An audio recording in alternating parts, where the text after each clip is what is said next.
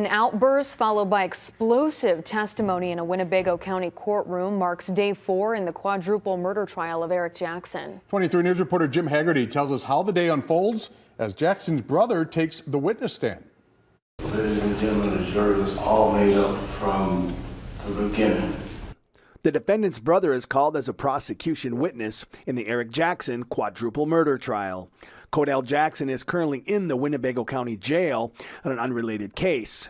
Jackson testified that he lied to police in a 2021 interview about his brother's alleged involvement in the 4 homicides. Seconds later, in the biggest shock of the day, Codell Jackson attempted to run out of the courtroom before being stopped by deputies. And when Codell Jackson returned to the witness stand, he told the jury he was coerced into telling Rockford police detectives his younger brother was involved in the deaths of Keandra Austin and her 3 children.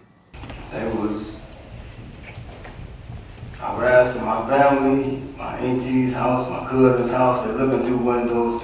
Codell Jackson also said detectives threatened him with prison and a probation violation if he didn't implicate Eric Jackson in the September 17th, 2016 killings. I played along to it. I shouldn't have, like. Forensic pathologist Mark Peters, who performed the autopsies, also testified Wednesday, telling the jury that Keandra Austin suffered 5 stab wounds and was dead when the fire started.